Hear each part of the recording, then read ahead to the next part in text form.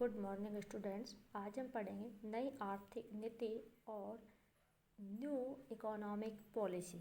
आज़ादी के बाद 1991 का साल भारत के आर्थिक इतिहास में एक मील का पत्थर साबित हुआ। 1991 में पीवी नरसिम्हा राव भारत के प्रधानमंत्री थे और डॉक्टर मनमोहन सिंह जी वित्त मंत्री थे। उस टाइम पर देश एक गंभीर आर्थिक संकट के दौर से गुजर रहा था और इसी संकट ने भारत के नीति निर्माताओं को एक नई आर्थिक नीति को लागू करने के लिए तैयार किया। नई आर्थिक नीति के तहत निम्नलिखित कदम उठाए गए। वाणिज्यिक बैंकों द्वारा ब्याज दर का स्वयं निर्धारण। उदारीकरण नीति के तहत सभी वाणिज्यिक बैंक को ब्याज की दर निर्धारित करने के लिए स्वतंत्र होंगे। उन्हें भारतीय रिजर्व बैंक द्वारा निर्धारित ब्याज की दरों को मानने की कोई बाध्यता नहीं होगी। सेकंड, लघु उद्योगों के लिए निवेश सीमा में वृद्धि। लघु उद्योगों में निवेश की सीमा बढ़ाकर 1 करोड़ रुपए कर दी गई, जिससे कंपनियां अपनी मशीनरी को उन्नत बनाने के साथ अपनी कार्यकुशलता में सुधार कर सकती है।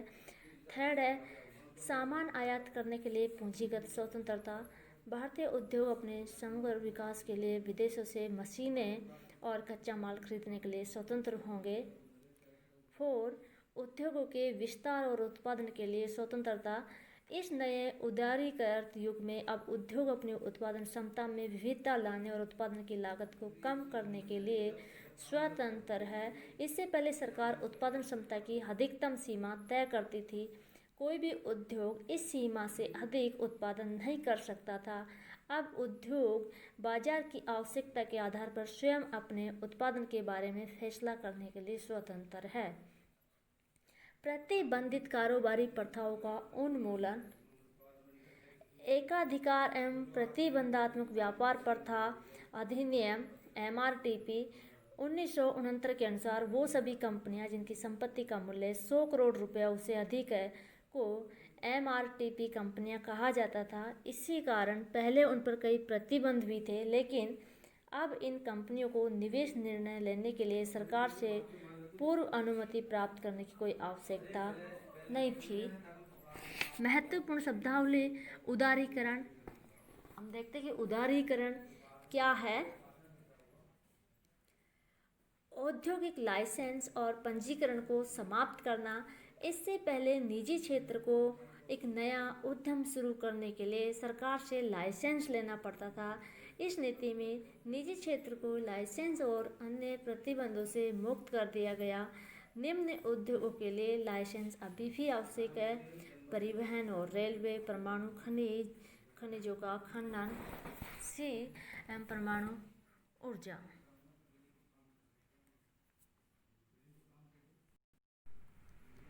सेकेंड, निजीकरण। साधारण शब्दों में निजीकरण का अर्थ निजी क्षेत्रों द्वारा उन क्षेत्रों में उद्योग लगाने की अनुमति देना है जो पहले सार्वजनिक क्षेत्र के लिए आरक्षित थे। इस नीति के तहत कई सार्वजनिक क्षेत्र के उपक्रमों को निजी क्षेत्र को बेच दिया गया था। निजीकरण वह प्रक्रिया है जिसमें निजी क्षेत्र में सार्वजनिक क्षेत्र की इकाइयों के मालिकाना हक का स्थानांतरण निजी हाथों में हो जाता है। अर्थात कोई गवर्नमेंट कंपनी है, जो सार्वजनिक क्षेत्र की कंपनियां हैं, उनको निजी हाथों में दे देना। निजीकरण का मुख्य कारण राजनीतिक हस्तक्षेप की वजह से PSU का घाटे में चलना था, क्योंकि जो सार्वजनिक क्षेत्र की कंपनियां थी वह घाटे में चल रही थी। इसलिए इन सबको निजी क्षेत्र में देने का फैसला लिया गया। इन कंपनियों के प्रबंधक स्वतंत्र रूप से कार्य नहीं कर सकते थे। इसी कारण उनकी उत्पादन क्षमता कम हो गई थी। प्रतिस्पर्धा और गुणवत्ता बढ़ाने के लिए सार्वजनिक क्षेत्र के उपक्रमों का निजीकरण कर दिया गया। निजीकरण के लिए उठाए गए कदम। फर्स्ट, शेयरों की बिक्री। भारत सरकार ने सार्वजनिक क्षेत्र के उपक्रमों के शेयरों को सार्वजनिक और वित्तीय संस्थानों को बेच दिया। उदाहरण के लिए सरकार ने मारुति उद्योग लिमिटेड के शेयर बेचे गए ये शेयर निजी उद्यमियों के हाथों में चले गए। पीएसयू में विनिवेश। सरकार ने उन पीएसयू में विनिवेश की प्रक्रिया शुरू कर दी थी जो घाटे में चल रहे थे। इसका तात्पर्य ये था कि सरकार इन उद्योगों को निजी क्षेत्र में बेच रही है। सरकार ने 30,000 करोड़ रुपए की कीमत के उद्योगों को निजी क्षेत्र को बेच दिया।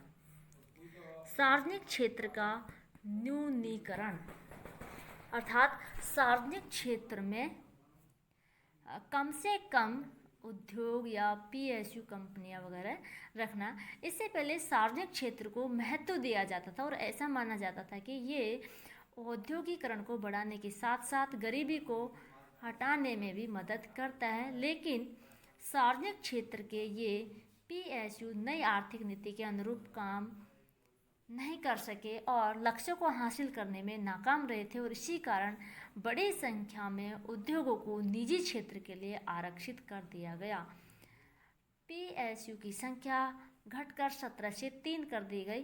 परिवहन और रेलवे, परमाणु खनिजों का खनन और परमाणु ऊर्जा।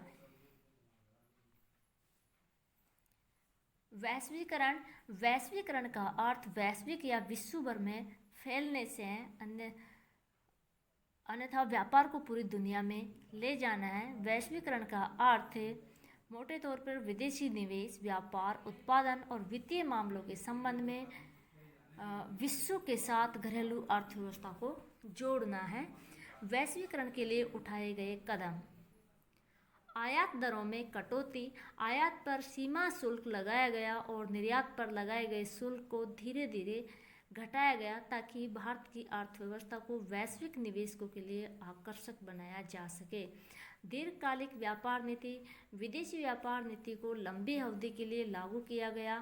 थर्ड, मुद्रा की आंशिक परिवर्तनशीलता।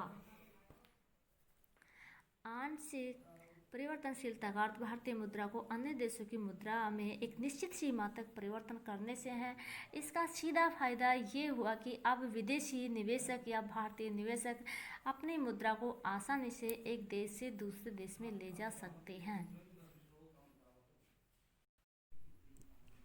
विदेशी निवेश की इक्विटी सीमा में बढ़ोतरी। कई क्षेत्रों में विदेशी पूंजी निवेश की सीमा 40 से लेकर 100% तक बढ़ा दी गई। 47 उच्च प्राथमिकता वाले उद्योगों में बिना किसी प्रतिबंधों के 100% प्रत्यक्ष विदेशी निवेश की अनुमति दी गई। इस नीति के लागू होने से भारत में विदेशी मुद्रा का प्रवाह बढ़ेगा, जो कि देश के विदेशी मुद्रा भंडार में वृद्धि करेगा,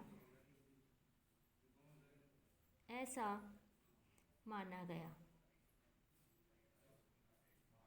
इस तरीके से भारत के इतिहास में 1991 हुआ जिसमें उदारीकरण, निजीकरण एवं वैश्वीकरण किया गया। यह भारत के लिए बहुत